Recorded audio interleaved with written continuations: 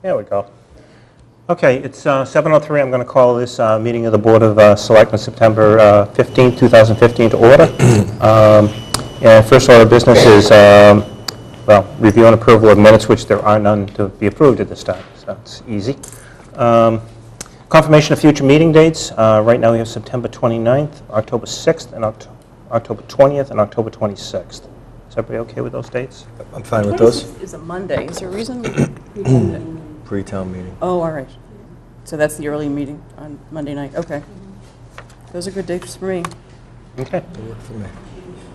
Item 4 is approval of payroll and vendor warrants. Okay, I'll make a motion to approve the current payroll and vendor warrants. Second. Motion made and seconded. Any further discussion? Seeing none, all's in favor? Aye. Aye. Unanimous. Item 5, citizen speak. Anybody like to address the board? Yes. Thank you. You're welcome. Good evening, Selectmen. My name's Ginny Corcoran. I live at 36 Highland Lane in Milton, Precinct 9. And I just would like to speak for a moment about the airplane traffic. I've been in my home for 27 years, and this summer, much of the summer, I've been away on vacation in a very quiet area, and I recently came back for the start of school. And I just could not believe that the excessive noise that I experienced. And over the summer, my husband and friends would text message me and call me and tell me how awful it was. And so it's amazing how you become reacclimated to a quiet place and you don't realize how much noise you've been tolerating. So this past week, it's been overly bad. Particularly on Sunday, the 13th, I feel like my neighborhood hit a new high point in terms of the noise level. My daughter and I were upstairs watching TV, and it was just the two of us, and the television wasn't far from us. And the planes were coming by. You couldn't even hear the television. And I've heard that from other people, so it's new for me. But is this the new norm, that we can't have any sort of quiet enjoyment or at all? And I just wanted to reiterate one other thing. This morning, I'm on under 4 arrivals, and this morning I was outside at 9 o'clock in the morning and a plane flew as a departure over my house. So it just really made me want to come tonight, because are they going to have the 4 arriving at night and then trying to depart in the morning? Is that sort of, there are so many goals that we don't know that the FAA and Logan has. I just hope that the selectmen in the town are really trying to protect the people here, because, you know, when I came here 27 years ago, it was far quieter than it is today. So I just wanted to thank you for everything, and hopefully we can try to ward them off at some point. Thank you. Thank you. Anybody else like to go? Hi, Phil Johanning, 23 Parkwood Drive in Milton. I guess I want to follow on with what Ginny just said. You know, the last 2 weekends have been brutal, and there have been all sorts of new flight patterns that I'm completely unfamiliar with, and I'm not exactly sure what is going on, and I don't know who does know. I don't know where we should go from where we are, but one of the things that I think about is that our group, Fair Skies Boston, needs to work more closely with the town group, and there needs to be better communication between the two groups. I feel that there's a Great Wall of China between the two groups, and we don't have any regular interaction, but I think that needs to happen. The other thing I think needs to happen is that we need more determined leadership. And I think I myself would make the comment that on a lot of town committees, like strong leadership doesn't seem to be commonplace. But I think in this particular instance, it really needs to be. I agree with Jeannie. I don't know what's going on with Bland's Phase 3, but I think the town needs to worry, and I think it's at the heart of what threatens our town, because the more noise exists, I think the more determined people will be to get out of here at any price. And you know, I'm a newcomer. I've been here for 6 years, but I think all the people around the table are lifelong Miltonians, and so I think for you, it's got to mean a lot more than it does to me. But at the heart of it all is property values, and the more people who want to leave and the fewer people who want to come in, property values decline, and the farther they decline, the more tax revenue is turned off, and that becomes a huge problem for a town like ours. So, you know, over the past 2.5 years, our group, I think, I'll call it ad hoc group, has accomplished a lot, and I'm not sure what exactly the town group has accomplished, but I think working together, you know, hand in hand, we might be able to do more. I think we have certain freedom because, you know, we don't represent the town, we represent ourselves. But during the past 2.5 years, we've met with Tom Glynn himself. We've worked with Representative Lynch and his staff. We've met personally with Representative Capuano on 2 occasions. We've met with Senator Markey's staff. We've met with Senator Warren's staff. We've attended Boston City Council hearings. We helped Tim McCarthy prepare for the hearings. We assisted with a Boston Globe article about aircraft noise. We've appeared on Milton Access TV. We've manned tables at Celebrate Milton. We've distributed flyers to encourage Miltonians to call Massport and contact elected officials. We've hosted a meeting at the library with Senator Joyce. We continue to work closely with Representative Tamilty. We participate in a national group with other cities in the same situation. We've attended meetings in Belmont and Arlington with the Belmont group. And we worked on the 33L RNAV appeal. I think we've accomplished a significant amount, and I think the leaders in this room should encourage the town, the town committee to work more closely with us, particularly on Celebrate Milton. I think it's a good opportunity for all of us to better inform the population in Milton about what could be done.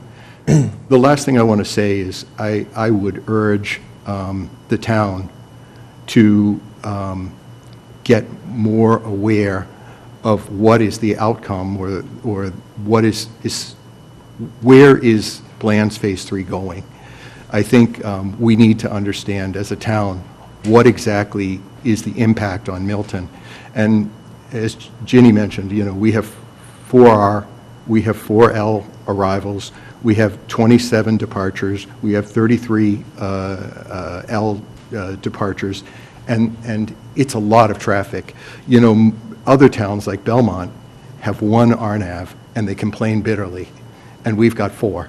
So, you know, somebody, I think, has to make sure that they get in touch perhaps with Massport, maybe with their Director of Community Relations, and get them to present to the Selectmen what will be the outcome, what is the planned outcome of Bland's Phase 3 on the town of Milton. Because, you know, again, this is very serious for us. It gets at the heart of what's important to all of us. You know, I just can't see how we can go on with the kind of noise and disturbance that we all face. In our group, there are people with kids. They complain about how their kids want earphones to wear to reduce the disturbance that is constant for them. I think, you know, you have to have empathy for that, and you have to feel some determination to put an end to this. We're never going to see a total end to it, but I think we're getting a far higher percentage than we should have, and I think we need to fight that. Thank you. Thank you. Thank you. Anybody else? Okay, seeing none, we'll go to item 6 on the agenda, which is the public hearing on the continuation of the public hearing on the super petroleum sign. I'm going to call up Joe Prondak to kind of bring us up to date. Mr. Cochran? Sure, yeah, Nate can come up too. Good evening, Joe. Good evening. Hey, Joe. Joe. Joe Prondak, Building Commissioner. Hey, Ned. Why don't you come on up? Okay, so Joe, why don't you kind of bring us up to date on where we are? Well, at the last hearing, we talked about the grandfathering of the sign, and we sought an opinion from town council, and that opinion was provided, and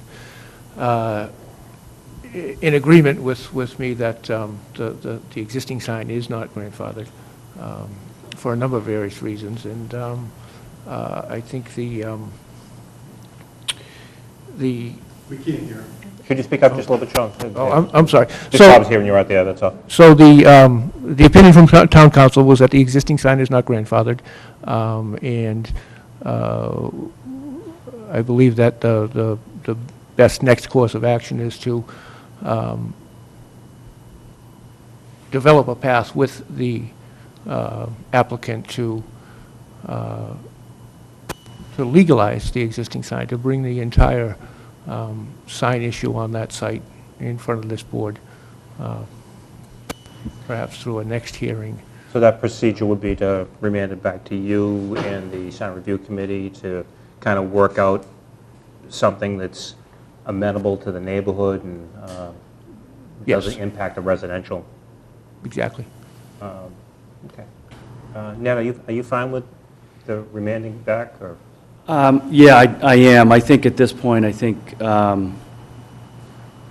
we had a neighbor meeting on the site last Tuesday evening. Some adjustments have been made to the physical appearance of the sign. There's more that can be done, but I think it's best for the building department, for my client, for this process to go back and essentially start over with the re-permitting process and involve the neighborhood and get back into that. So I'm comfortable with the suggestion that the board close the hearing and remand it back to the building commissioner for that purpose. Are you fine with that? Yep. Absolutely. I'm fine with, do you want a motion to close the hearing, or did you want to hear from anybody else, or I is suppose it if anybody premature? else has anything they want to say, but I would say, because we are going to just close the, and just remand it back. So if you want to say something quickly. Come on up. So I guess the only thing, so Amy Linnane, been involved in the process and kind of evaluating the sign. I guess the only thing I would want to say is to make sure we understand the process as a group. You know, when we look at the bylaw, everybody says it's not written right, and it doesn't have this, and it doesn't have that. But according to the bylaw, in section C3A through E, it does talk about both, it talks about height, area of the sign, number of signs, as well as illumination. And if at any point, any of those things are outside of the recommendations in the bylaw, the Board of Selectmen have to approve all of that, not just the illumination. So I really think, as we're going through that process, we have to kind of look at it. And before we get to this point again, I would think that we're withdrawing this permit, and it means we're starting with the entire sign all over again. That's correct. Based on the bylaw. That's So correct. height, all of it. That is Okay, correct. so that's terrific. So thank you, and if it gets to the point that things are beyond the bylaw, it'd be great if we get, I think in the past, it's been a little confusing about exactly what the recommendation and exactly what was coming to the board for approval. So if the neighborhood association could get a full picture of what's being proposed the next time and before the I meeting. believe that Mr. Corcoran will continue to work with the neighbors. Exactly. I mean, I think for the purpose of this record, I strongly disagree that grandfathering doesn't apply. There's a lot of legal issues that may need to be resolved at some point. I think at this point, we're much better off backing off into a neighbor and town body process that sees if we can get to yes on something that everybody can live with, before we spend our, blast all our powder on legal issues that may end up in forums beyond this one. So for that purpose, I think it's in my client's best interest to step back, withdraw, to get into a good, solid set of conversations with the neighbors through a process that people are comfortable with, involve the neighborhood association, direct abutters, and others, and see if we can arrive at a conclusion that works. We may not be able to. If we can't, we know that there's process that we'll have to follow at some point. And that at any point, any new permit has to come to here if it's outside of those sections, as well as the illumination. Correct. Well, that's always been the case, yes. Right, so it's not just illumination. I think I just want to make sure it's very clear, like, we're not just talking about illumination. Right, it's oversized signs, it's, yeah, I haven't read the thing on, do we actually have a height requirement? Absolutely, and the board, Yeah, That's part of the whole big question is, what's grandfathered and how does the grandfathering apply? And I'm very confident that it applies to what's out there today, but I don't want to fight that fight today. I'd rather see if we can arrive at something that everybody can live with and move forward on this sign and potentially how it relates to other signs as well. Great. Okay. Yeah, I'll make a motion to close the public I hearing. missed someone Oh, I'm else. sorry. Cindy? Cindy Christensen, 59 Collimore Street. I just want to ask about, in the meantime, what will become of this sign, and if we can make a suggestion. The lit sign does shine into one of our neighbors' homes, and we're wondering if in the meantime, before the process is started again, if that side of the sign can be unlit or covered. Well, my understanding is it's been toned way, way down, the green has been removed. Yes, it has been. It has been considerably toned down. It remains a question whether it is toned down enough. It has been toned down. What I'd like to do, if possible, as we get back into the process, is work with the neighbors as to what the near-term, mid-term, long-term steps might be. I can't today commit to simply closing things down without trying to work things out in a process. Yeah, I guess our request is that it's only be turned off on the side that affects a resident in our neighborhood. It does shine right into her. And we're Okay, thank you. Hi. Hi. Kathy Ferraro, 300 Granite Avenue. Right, and I'm the neighbor that is really affected by this. Yep. And while some of the lights have been turned down, the pricing, the red and the green lights are still very light and very bright, and they're the ones that are really shining and coming right into my home. And so what we're requesting is meantime, on that side of Granite Avenue, on the Wood Street side, if those lights could be turned off, really, I mean, my only concern is how is he going to advertise his prices? Well, the traffic coming down Granite Avenue is what's going in there, and they would have full access to that, to know what the price is, but in the meantime, the sign is there, it's probably an illegal sign, and I don't see why myself and all the neighbors have to wait for however long it will be before this is corrected. It's been a year now, over a year, and it likely will, let's face it, it'll be a while longer, so why should we continue to suffer with something that never should have happened in the first place,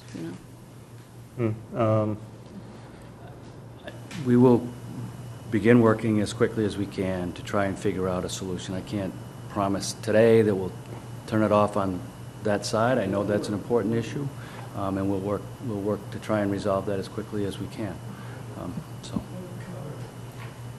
Can I speak a little bit? Sure. Okay, just give Oh, come on up. I want to give a little bit, I'd like to make it very short, Sal. When I came to first hearing, I was all ears and do whatever possible to please everybody, neighbors, anybody, all customers. And what happened, what I feel that happened, I think, I don't want to go to, I'd like to be careful what I say, but it seems there's the agenda way beyond the sign, because I took myself more, if you tell me go jump 10 feet, I jump 20. I did way beyond. First of all, I've been working my tails off over 20 years. I got 150 people work for me. I'm gainful employer. I got half of my people has families. And right now, the propaganda at my station, I've been hearing many times in the past. Hingham, all the stations, Stoneham, Beverly, Waltham, each one has its uniqueness. I feel what's happening here is the ultimate experience of my life at this age, after 20 years. I have people who used to be collecting, right now gainfully employed with me. So I'm a taxpayer and I pay a hefty fee for working very hard. I took initiatives. The spotlight sign, nobody mentioned it. I went ahead and covered it because I don't want any excuses. Any excuse, I like to fill all the holes. That's how I do business. Then I suggested the green sign, the diesel, because I like design. I know, I'm very particular what I do.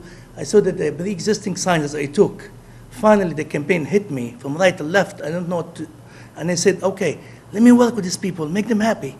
So I went, the building used to be all auto repair, cars, stickers. I took them all out. I didn't even paint it. I went the expensive way, the right way to present the town. I put like AZAC or vinyl siding to make it look nice, neutral color. After I'm done with that, when the last meeting, I suggested to change the illuminated green diesel. I said, how about put it black with green writing? And the lady told me, how about white? I say, fine, white. And then I said, okay, I put the smoke glass in the front. The lady told me, no, if you want to do the other side. I hesitated, then I paid people a lot of money in 5 days to do whatever they want. But let's make a stand, make up your mind. You want to just, what, shut me down? What do you want to do? That's enough. You know, I did exactly what they do and more. And please stop staring at the sign. Get yourself busy. Mike. You know, thank you. Thank you. Thank you, Mike. I'm sorry about that. That's okay. That's okay. Before we close the public hearing, I just want to ask Joe for a clarification. Sure. Because I spoke with him this afternoon. My understanding was that Joe was proposing that we deny the sign application rather than remand it. Can you clarify that for me, Joe? I may have misunderstood you, but I thought that's what was being... I thought that's what we were going to do, to deny and remand back to me. I think that was the suggestion. There was no reference to denying the application earlier, so I just want to be sure that that's what you were recommending. Let's see. If it's to be denied, it should be denied without prejudice. To represent. To filing a new application. Right. Which would then be filed, I want to be sure we're clear on this procedurally, it would be filed, the bylaw says it's filed with the board. The practice has been to file it with the building commissioner, is that correct? Yes. And then the sign review committee reviews it, and then if necessary, it comes to the board. But many sign applications, Right. And obviously, this decisions is an made and they illuminated end at the sign, committee so level. it would have to come back to Yes. us, just for that reason, if no other reason. Yeah, my preference would be that it would be remanded, not denied, because you retain jurisdiction over it at such a time as it would come back to you for either final approval or a hearing, if necessary. Right, so our intention is that it go back to the building commissioner for re-permitting, basically. Or go back through the permitting process. Yeah, I think Which I think is a more extensive it's going to be a more extensive review than what currently, you correct me if I'm wrong on this, Joe, but what was looked at, the current application relates to the new panels that were being sought to be put on the sign. You've raised the question at the last meeting whether the sign itself is not grandfathered, and whether we should rescind. There's not an approval to rescind because it wasn't previously permitted. Ned may disagree with this, but I'm just stating what I understood your position to be, Joe. So there's not really,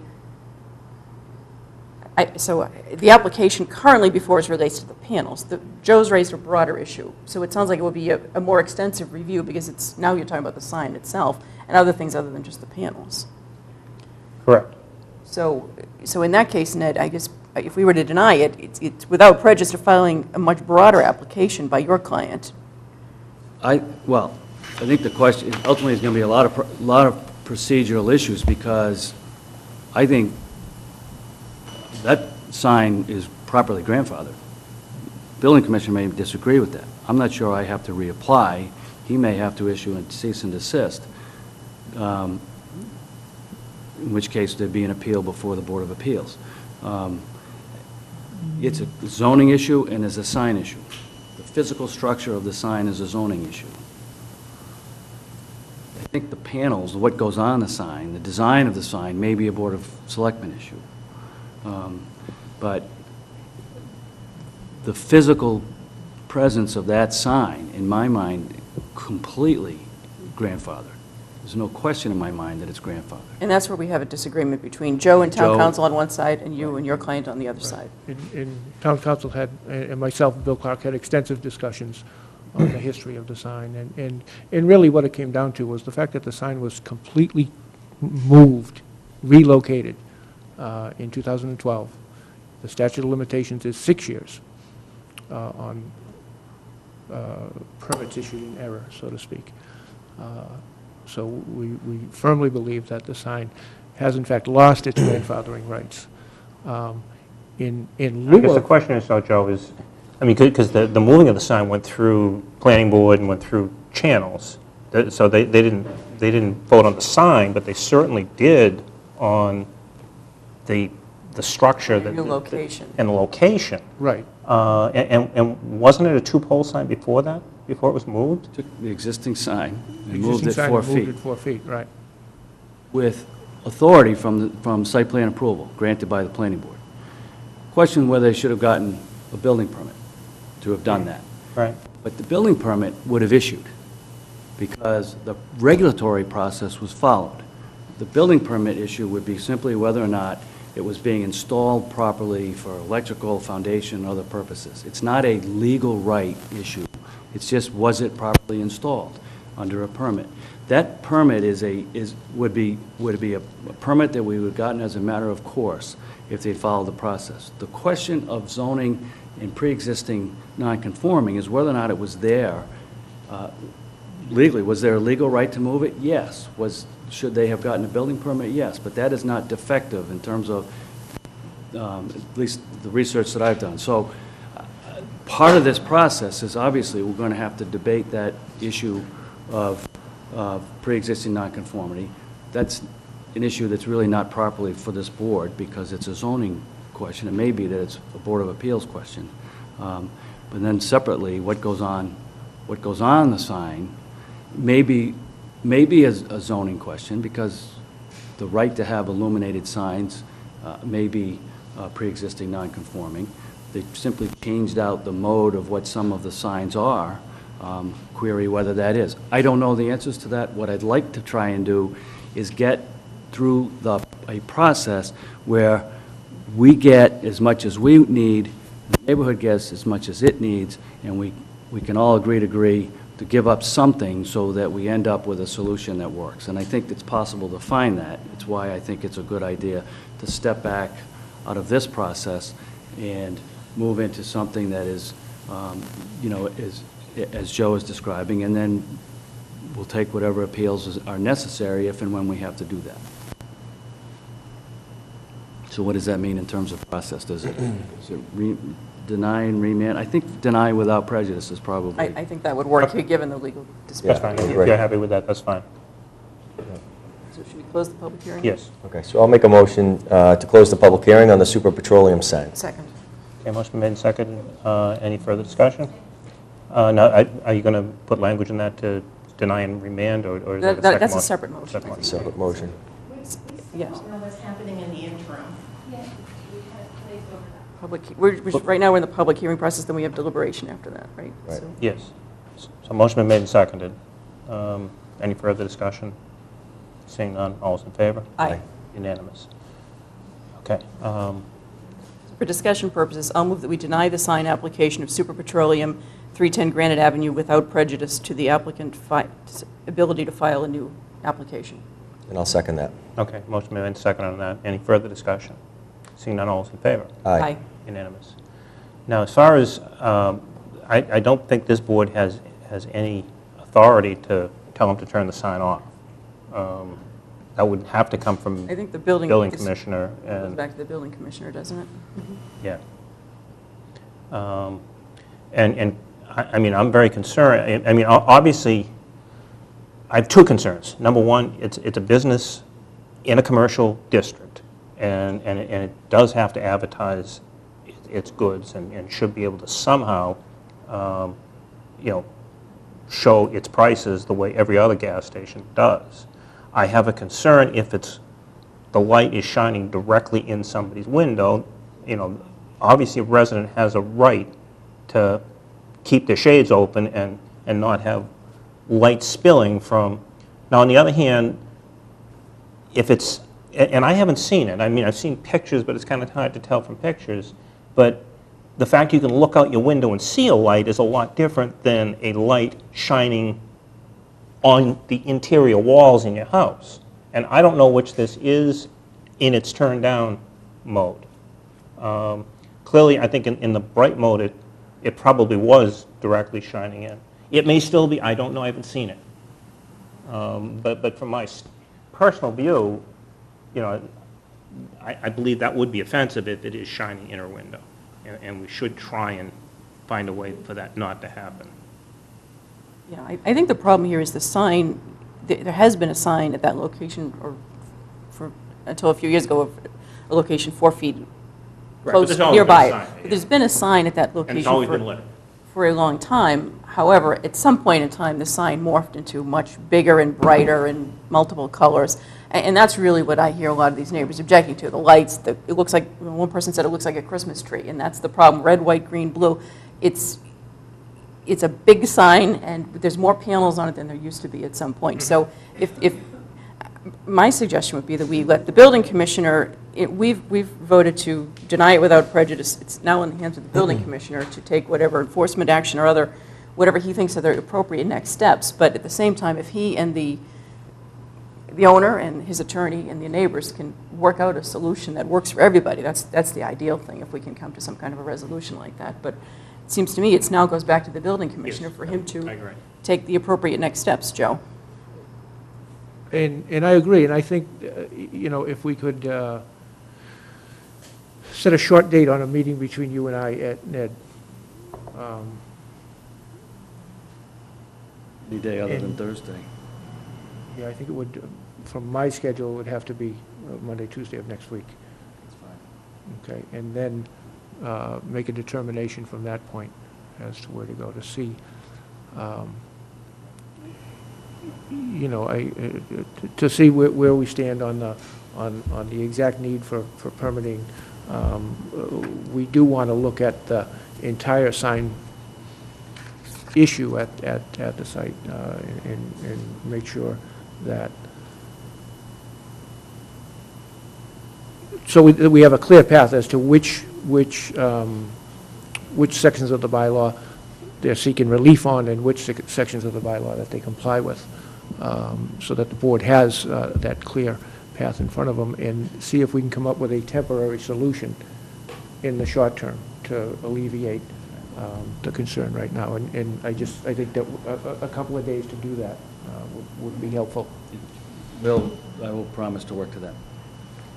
Just while we're on this topic, this is the first time, I think this is important to point out, this is the first time that this particular sign, at least in the last couple of years, has been before this Board of Selectmen.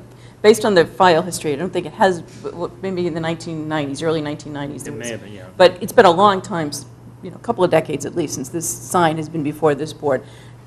At the planning board meetings, at town meetings, there's a lot of talk about selectmen approving signs left and right, which is really not the case. I do think we want to give credit to the neighbors who brought the issue forward, that they felt that the sign, the lightness, the brightness, the height, there were problems with the sign. This sign was approved by the sign review committee. It wound up here because a lot of neighbors didn't like the decision. So we should give them credit for pursuing it and bringing it to our attention. But I think the board deserves some credit as well for having gone through, spent the time. This is probably our third hearing on this, Joe, starting in June.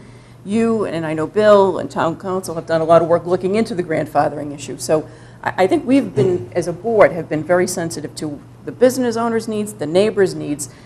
and there's not a lot of sign applications that come before the board. There are a couple of, the Sleepy sign in particular is the one, and the Kennedy carpet before that generates all the discussion.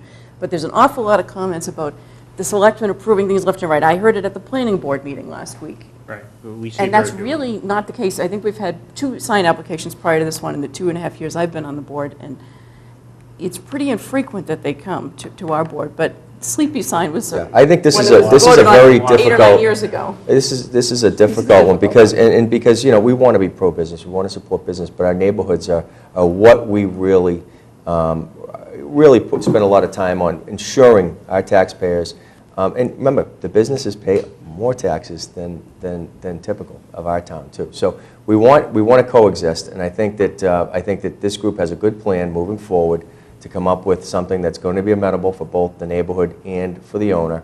But I too would like to see something at least done in the short term on that light as it relates to Mrs. Ferrara's bedroom. I think that's a very difficult situation, and it's, as we get back to airplane noise, you shouldn't have to be woken up by a light, you know. So. But thank you to the neighbors for pursuing it, and to Joe and Town Council and Bill, but also thank you to the business owner for having the meetings and talking with the neighbors, and Ned for the outreach that they've done. Hopefully we'll get a good solution here. And to kind of finish it off, you know, we still are awaiting a new sign bylaw. We desperately need a new sign bylaw that just has more clarity to it and is just going to, you know, bring it up into the, you know, there's got to be some way to deal with lighting that's other than on an exception basis that brings it before this committee every time and deal with it, you know, so that it's, I understand what the neighbors are saying. You know, we want signs to be tasteful. We don't want them, you know, we don't want billboards. We don't want them to be gaudy. But the businesses have a right to, you know, have attractive signs that advertise their wares. It's a happy medium somewhere here, right? I hope so. We hope so. Thank you. Thank you. Thank you. Thank you.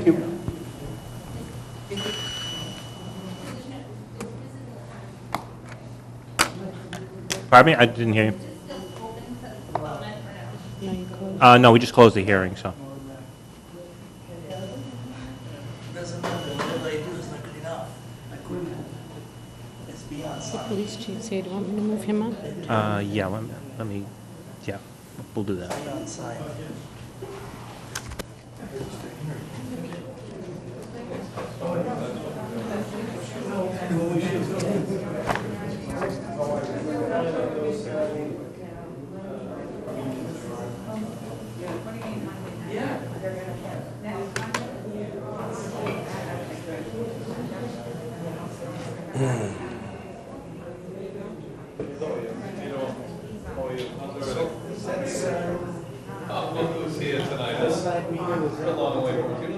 Yes. The sign review committee is, yes.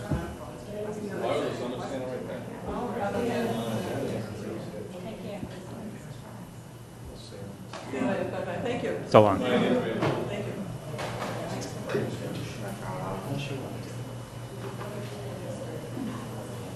Excuse me, I have no business here except to say that we had an official notice from the town hall that we were meeting downstairs about the Swift Hat Shop, and there's no one there because it was an error.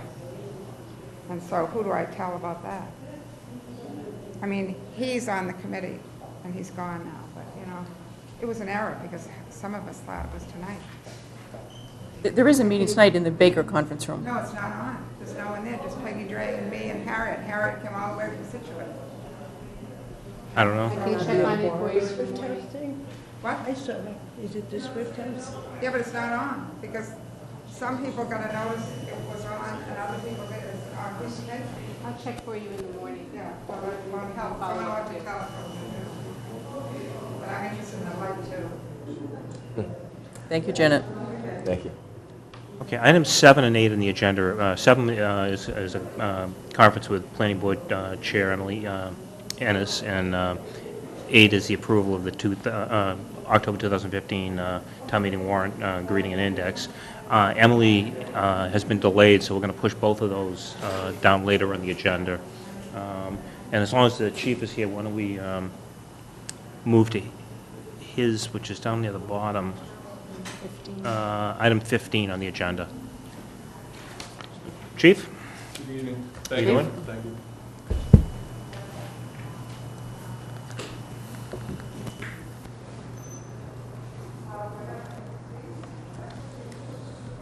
So I have a few, I'll be brief, I have a few items. Some of them are easy, a couple of them are serious. On a lighter note, I want to thank Anne Marie.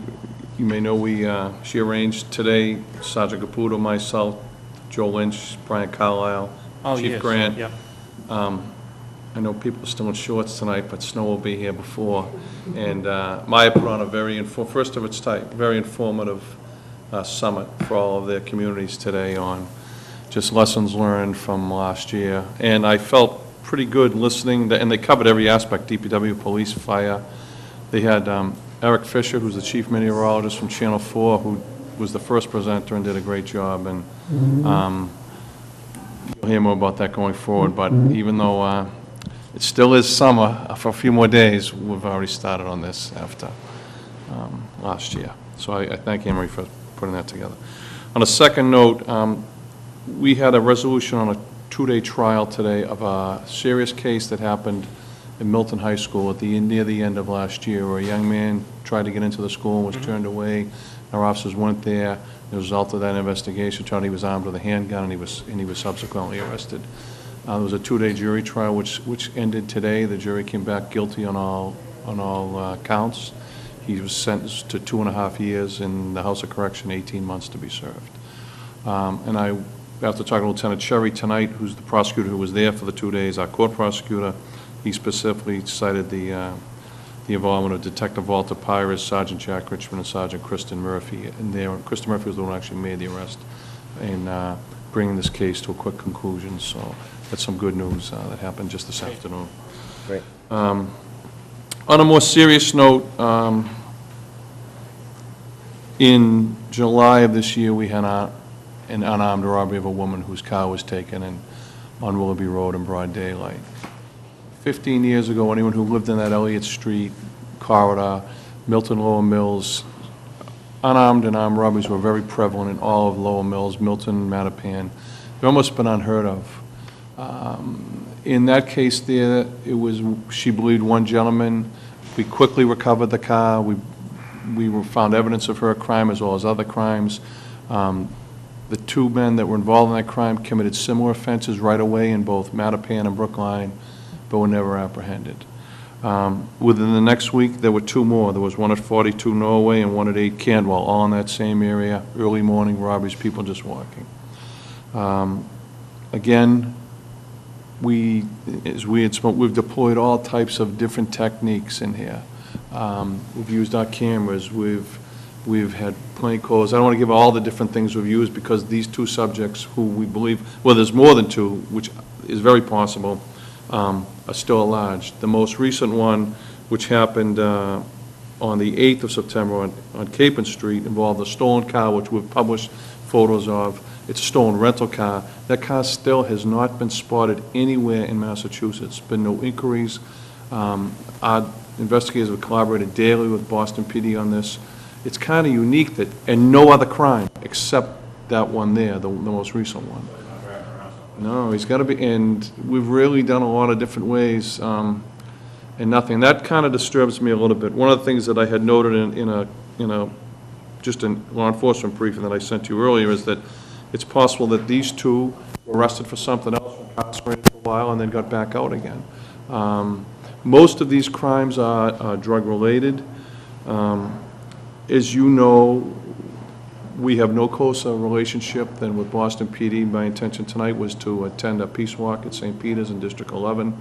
We've decided that tomorrow night we're going to walk with Captain Hussein from District 3 on one of theirs. It's been very violent in the city. They've had, we've been very lucky here, but these types of crimes are more than just, stealing your iPhone or stealing. Someone could have been hurt. The best piece of news I can tell you is that on the 3rd, and I explained this to you, a Milton resident was actually just across the line in the Rite Aid parking lot, and she was robbed at gunpoint. In our investigation, our officers looked at our cameras, and they noticed that just before that woman was robbed, 2 individuals were seen crossing the Central Avenue Bridge into Mattapan. One of them had a unique description about something of his personal characteristic, which was similar to what the victim said about her perpetrator. The next day, Sergeant Brendan Douglas of Patnee spotted an individual getting out of a car on Central Avenue, right in the Central Ave Business District, that fit that unique characteristic. When they stopped to question them, one of them fled on foot right away.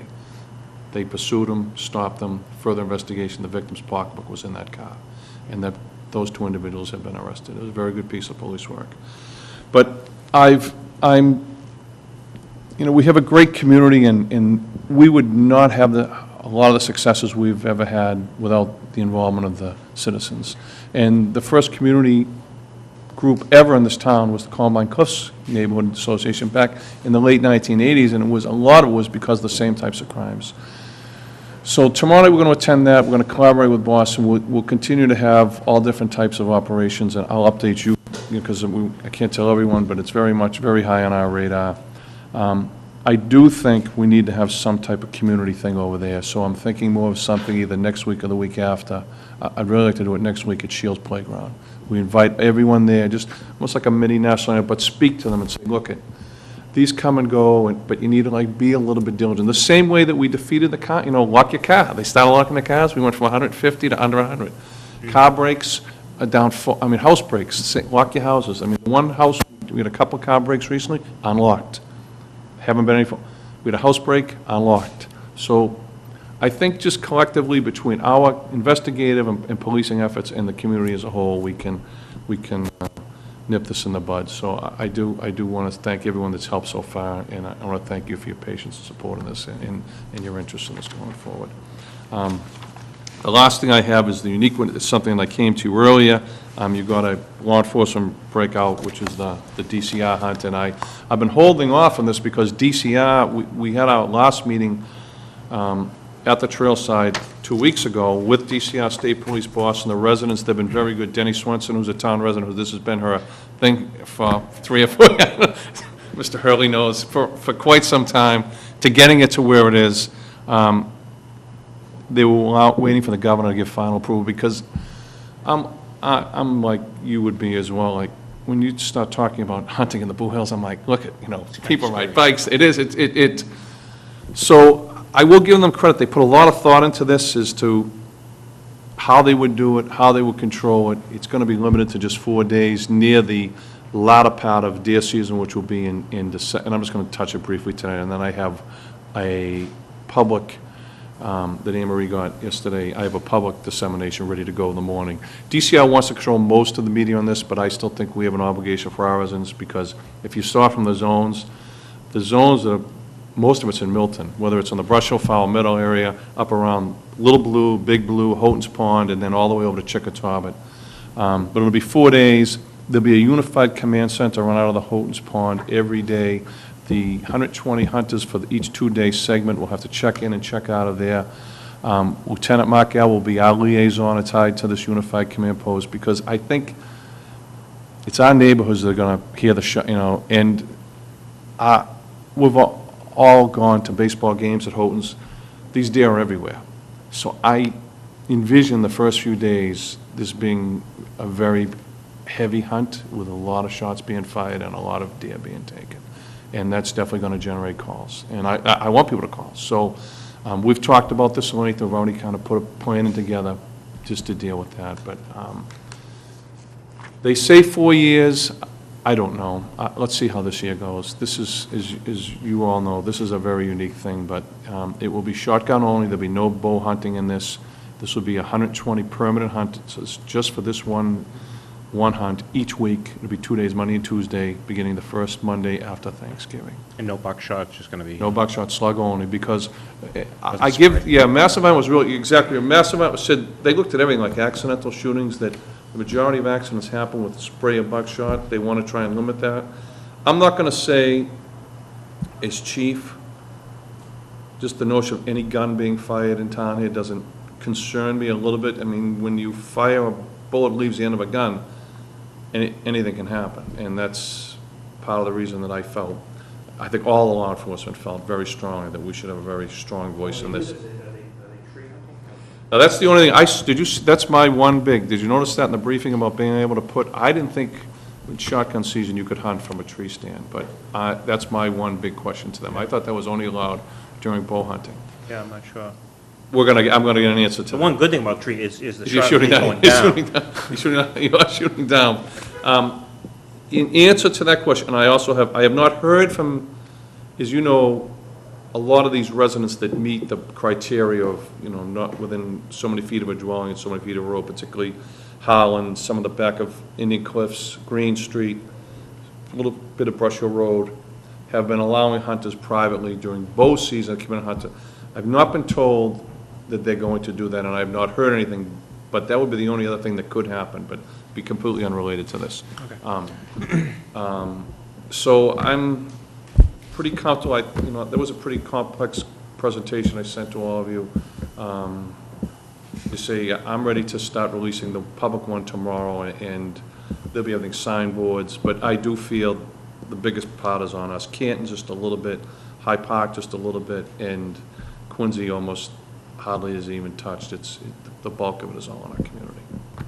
And that's, unless you have any questions, that's pretty much, I'm Chief, sorry. if I could just follow up on your report, I did receive today that there will be public meetings. The DCI Right. is going to be holding public meetings, and those public meetings will be held Thursday, September 24th, from 6:30 to 8 p.m. at Ponkapog Golf Course in Canton. Tuesday, September 29th, from 6:30 to 8 p.m. at Blue Hills Trailside Museum. And Thursday, October 1st, from 6:30 to 8 at Lincoln Hancock Elementary School in Quincy. And I've already emailed Anne-Marie yesterday that Lieutenant Alba and I will make ourselves amenable and available in the Milton one. The Trailside one is primarily for our residents. You can go to any one of the three, but that's when we really want to get our people, and we'll do the same thing. We'll publicize that heavily so that if people want to come. We're going to put this up on the Milton website as well, so that by the time Will this in any way impact any travel on any, One street. only one street? And I've already asked, they want to close, as they've been doing that in the summer, they close on Sundays, Chickatawba for the, because this is weekdays, I've asked that in their plan, that, because the hunting ends at 4, those two gates be open immediately. Because Randolph and Chick, as we all know, is a critical juncture in this community on daily, particularly the PM commute, and they've agreed that they will do that. But that's the only road that will be closed, everything else will be open. I can see why, it makes sense. Yeah, that's, it's one thing to close it on a Sunday to have people go hiking, but we've already seen the uptick just in traffic issues just since school opened. It's just, so that was my one big thing. If you're going to do it during the day, but the PM commute's a different issue. It's got to be open by 4 o'clock. There was talk, Chief, about traffic calming. It says potential need for traffic calming on 93 and Route 28. Is that something that we would be? No, DCR. DCR will do it, so that'd it would be at actually their messed up. expense. We don't, there's no expense of this to us at all. I don't envision anything. If there are any details, if we wound up having to hire details at Randolph and Chick, that's going to be on them. We'd be billing the state on that. I don't expect us incurring any expense on this. I know there'll be questions. There has to, but I was comforted in the fact when I saw Denny and Friends of the Blue Hills, organizations that we're used to, all included in those initial, even the public safety meetings. So I was, I think they realize that they need to be very careful, because if they don't do it right, that's going to end it right there. And the fact that the governor himself wanted to sign off before it was disseminated publicly showed that he definitely took an interest in it. Another concern about Powell Meadow, depending on where they're hunting, is you got kayakers coming up there too. They can be coming from any place. I brought up the fish, and I think that's why they want to go on that December week, because it could be, we might have snow by then.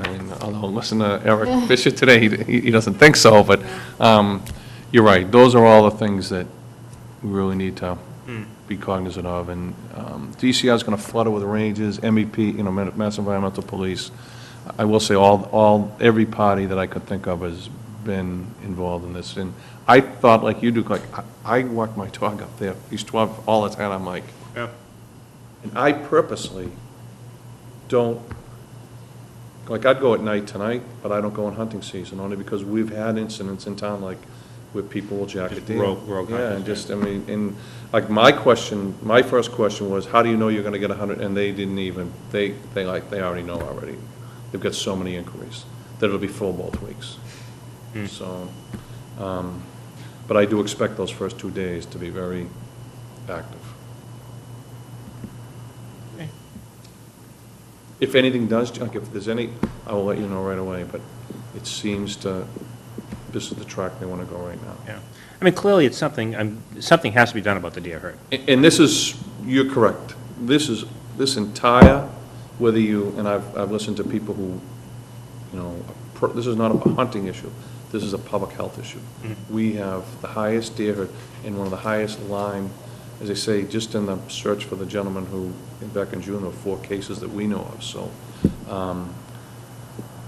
I think this definitely has to be done. The numbers are like, per acre are just, I mean, you see, I don't know if you get them on the front lawn here, we have them on the front lawn of the police station every morning, and they have no fear of humans. This is. No, they get very bold. That's yeah. why I say I those get in my first- backyard, No, they just that's what I stare at mean. you. Those first few days are gonna be, I mean, very interesting.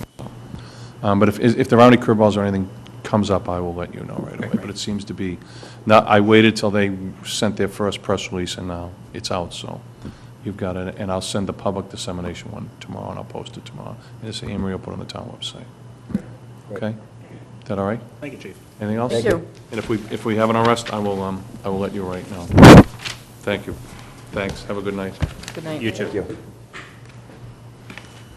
Okay, let's see, so now we're on item 9, which is approval of a one-day liquor license at the Milton Arts Center.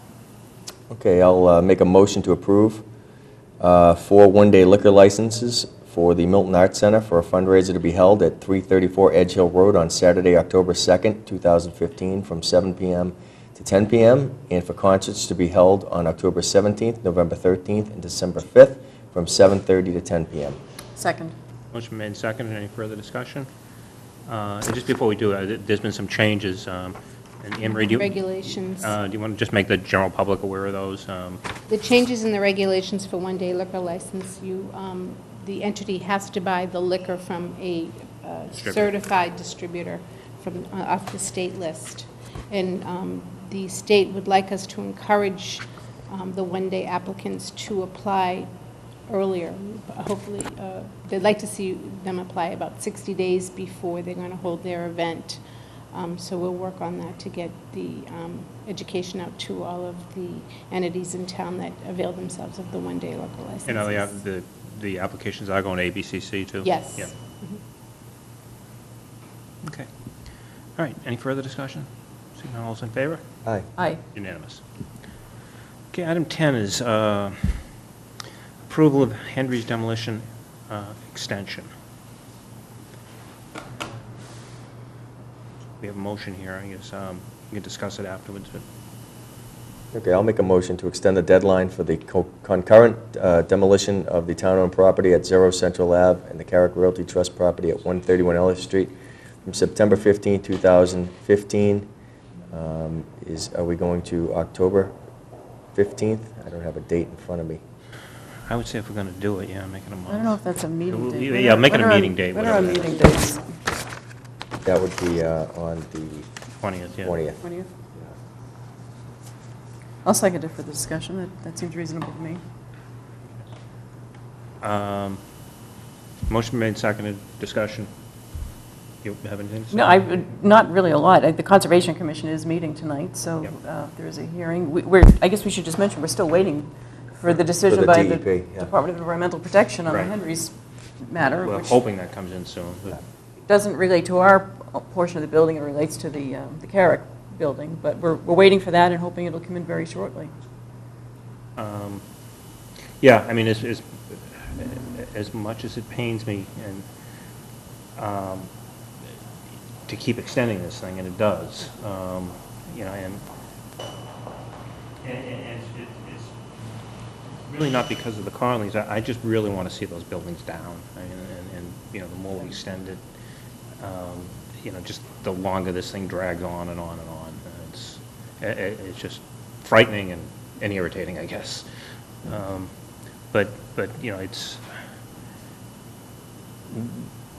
I just want to make it clear that it's not the Conleys' fault at this point that it's not down. You know, they are ready to take their building down. You know, They have a demolition permit. We do not. Right. We were scheduled to be before the Conservation Commission tonight. Obviously, we're meeting at the same time, so it's been we've asked for a continuance. Presumably, it will be continued, but Right. but I think we addressed it, and unfortunately, there still continue to be comments on social media and just in the general public. We've addressed the fact that the Conservation Commission issued a decision, and it has the statutory right to make the decisions it does, but that has, a decision of one board has an impact on another board. And this is a case where there's a whole history here of decisions having been made by various boards. We're trying to deal with the town-owned property and deal with the demolition, but actions that get taken by other boards have an impact on what we can do and what the timing is. And that's, as frustrating as it is, that's the situation that we find ourselves in. We're really in a holding pattern at the moment. I agree, we all want the building down. I know everybody wants the building down, the neighbors, We all agree that we owners. want the building down, and I think that the whole town would agree with us that we want a project done there. Yes. And I think that, you know, whether people realize or not, we are working towards that goal of getting something done in a positive manner for the town.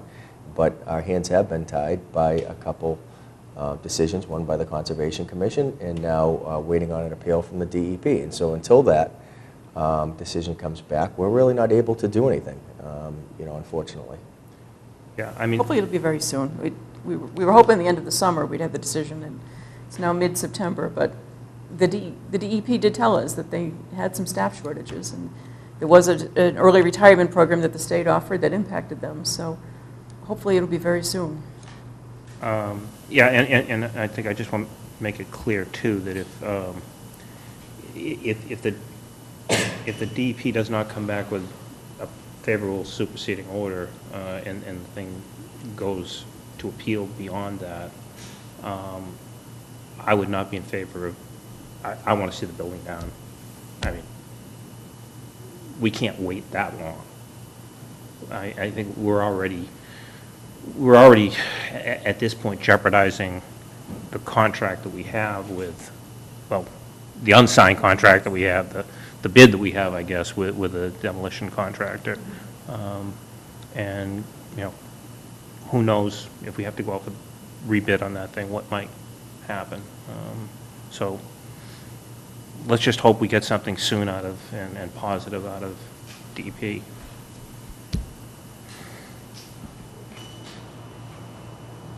So do we take a vote? Okay, motion, any further discussion? Seeing none, all's in favor? Aye. Unanimous. Okay, item 11 is board and committee appointment, Capital Improvement Planning Committee.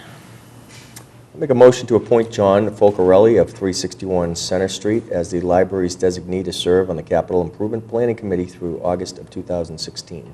Second. Motion been made second. John's been waiting for very patiently for a long time, because we were waiting for this to come back from the state. Yes. And had a delay from a couple of meetings, so, but it's good.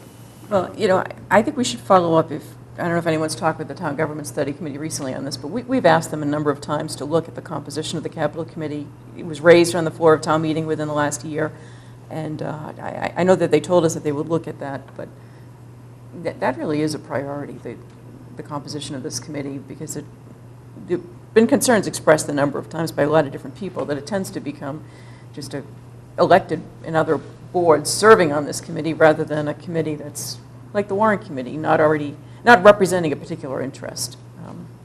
Someone recently pointed out to me also that the Capital Improvement Planning Committee obviously predates the Consolidated Facilities Department, and that we may want to revisit it, and that given the committee itself, given that there's now a Consolidated Facilities Department, which granted doesn't include the parks, doesn't include the cemetery, but still, the composition of this committee, I think, needs to be revisited 15 years or so after it was I mean, the composition could be revisited.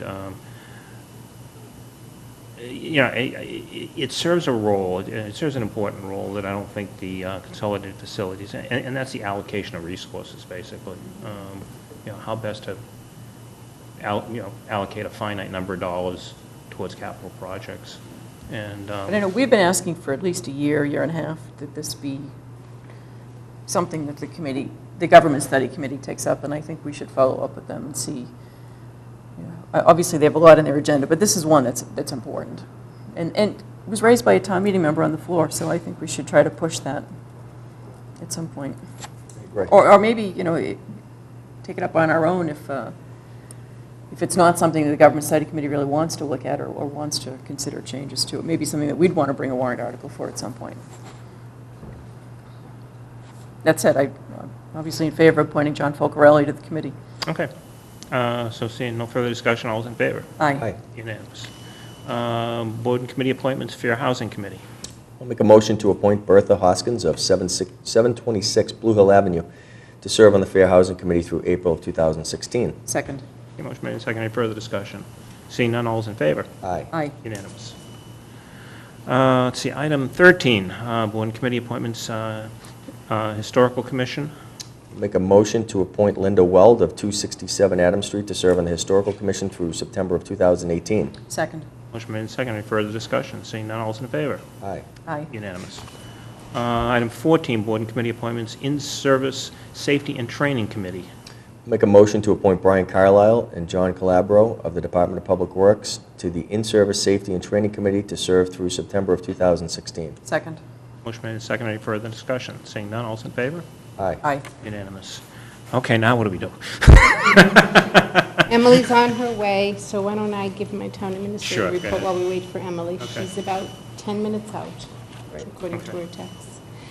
I just want to remind the Board of Selectmen and the residents of the town of the Council on Aging's shred program that's going to happen again this year on Saturday, September 26th, from 9 to noon at the Council on Aging grounds. You can also bring televisions and computers, but there will be a slight charge to dispose of those if you so wish.